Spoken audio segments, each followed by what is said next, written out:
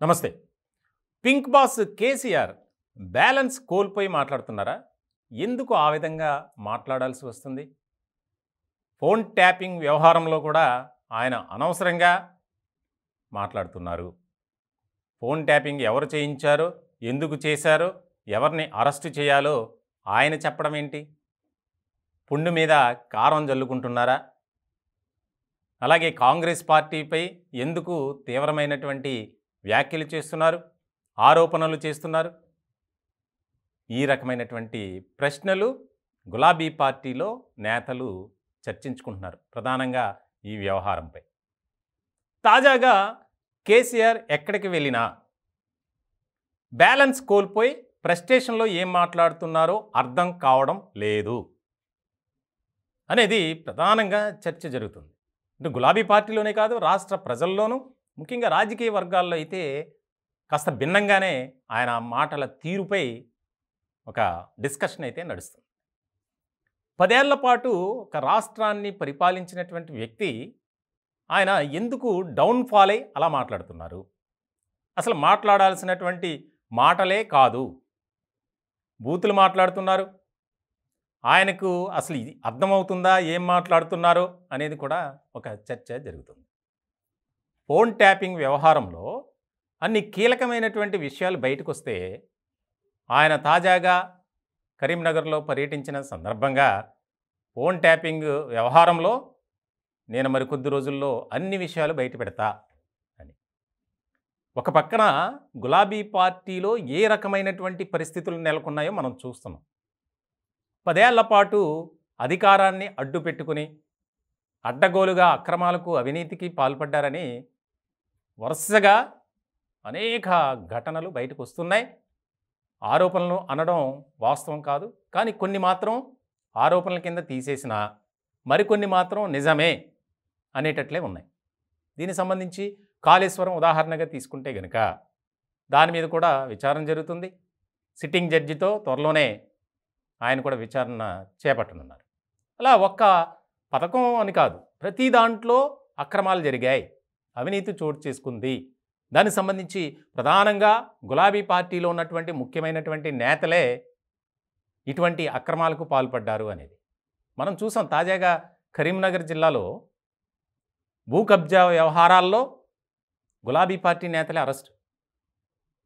Adibatla police station లిమిట్స్లో ఒక case నమోదైంది. కేసీఆర్ అన్న కొడుకే కన్నారావు, ఆయన కూడా అరెస్ట్ అయ్యారు. ఇలాంటి సందర్భంలో ఎందుకు తప్పులను కప్పిపుచ్చుకుంటున్నారు? ఎవరైనా సరే ఒక మిస్టేక్ చేశారంటే దానికి సంబంధించి ఒక ప్రాయశ్చిత్తం అనేది ఉంటుంది, ఆలోచిస్తారు. ప్రతి ఒక్కరికి మనస్సాక్షి అనేది ఉంటుంది. నువ్వు తప్పు చేసావు, చేస్తున్నావు అని ఆరోపిస్తూనే ఉంటుంది. మరి అటువంటి దాన్ని పక్కన పెట్టి కేసీఆర్ మాట్లాడే విధానం ఏంటి?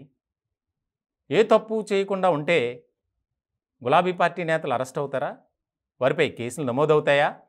మరి మిగిలిన పార్టీలకు సంబంధించి నాయకులపై ఎందుకు కేసులు నమోదవట్లా? వారు ఎందుకు జైలుకి వెళ్ళట్లా, అరెస్ట్ కావట్లా అనే చర్చ కూడా ఎక్కువగానే జరుగుతుంది. ఫ్రస్ట్రేషన్ కోల్పోయి మాట్లాడుతున్నారు. ఒక పక్కన ఢిల్లీ లిక్కర్ స్కామ్ కేసుకు సంబంధించి తీవ్రమైనటువంటి ఆరోపణలు ఎదుర్కొంటూ ఆ సౌత్ గ్రూప్లో కింగ్ పిన్గా వ్యవహరించారు కల్వకుంట్ల కవిత అని ఆరోపణలు ఎదుర్కొన్నారు. ఆరోపణలు వాస్తవాన్ని తేలింది, అరెస్ట్ కూడా చేశారు. ఇప్పుడు తీహార్ జైల్లో ఉన్నారు. ఇలాంటి సందర్భంలో మన పర్యటన ఏంటి, మనం మాట్లాడేది ఏంటి అనేది కూడా పార్టీలో ఒక అంతర్గతంగా చర్చ జరుగుతుంది. రైతుల కోసం, వారి బాగోగుల కోసం, వారి వెల్ఫేర్ కోసం పర్యటన చేయొచ్చు, కానీ ఆయన మాట్లాడే తీరైతే బాగోలేదు అనేది మాత్రం ఎక్కువగా వినిపిస్తుంది. 200 మంది ఆత్మహత్యలు చేసుకుంటే కరువుతో మీ పార్టీ తరపున ఏం చేశారు? కనీసం ఏ ఒక్క కుటుంబానికైనా మీరు ఆర్థిక సహాయం ప్రకటించారా అనేది కూడా ఒక చర్చ జరుగుతుంది. 10 ఏళ్ల పాటు రాష్ట్ర ముఖ్యమంత్రిగా మీరు పరిపాలించారుగా రాష్ట్రాన్ని. కరువు ఎలాంటి పరిస్థితులు వస్తుంది అనేది కాంగ్రెస్ పార్టీ ఆరోపిస్తుంది. ఇలాంటి సందర్భంలో ప్రభుత్వం తరపున కూడా ఒక రకమైనటువంటి వ్యతిరేకత చూపిస్తున్నారు. మీరు 10 ఏళ్ల పాటు చేసినటువంటి అవినీతి అక్రమాలను దాచిపెట్టేందుకే ఈ రకమైనటువంటి కుట్ర రాజకీయాలు చేస్తున్నారు అనేది ప్రధానంగా వినిపిస్తుంది. సో ఇటువంటి సందర్భంలో చాలా కీలకమైనటువంటి పరిణామాలుగా మారాయి. అంటే వరుసగా జరుగుతున్నటువంటి పరిణామాలు, రాజకీయంగా చోటు చేసుకుంటున్నటువంటి సమీకరణాలు ఆయన్ను బాధిస్తున్నాయి, వేధిస్తున్నాయి. అందుకే ఆయన బ్యాలెన్స్ కోల్పోయి మాట్లాడుతున్నారు. ఏం మాట్లాడినా ఆయనకు ఒక రకమైనటువంటి ఫ్రస్ట్రేషన్ వచ్చేస్తుంది, కోపంలో మాట్లాడుతున్నారు అనేదే ఎక్కువగా చర్చ జరుగుతుంది. రాబోయే రోజుల్లో గులాబీ పార్టీలో ఎలాంటి పరిణామాలు చోటు చేసుకుంటాయో తెలియదు, కానీ కేసీఆర్ అయితే ఆయన ఖచ్చితంగా బ్యాలెన్స్ కోల్పోయి మాట్లాడుతున్నారు. ఆయనే కాదు, హరీష్ రావు కావచ్చు, కేటీఆర్ కావచ్చు, వారు కూడా ఏం మాట్లాడుతున్నారో వారికే తెలియడం లేదు. ఎందుకంటే 10 ఏళ్ల పాటు ఈ ముగ్గురు కూడా రాష్ట్రాన్ని ఏలినటువంటి వ్యక్తులే, ముఖ్యమైనటువంటి పాలకులుగా వ్యవహరించారు. మరి 4 నెలలు గడిచినటువంటి ప్రభుత్వాన్ని ఆ రకమైనటువంటి విమర్శలు, ఆరోపణలు చేయటం ఏంటి అనేది కూడా చర్చగానే జరుగుతుంది.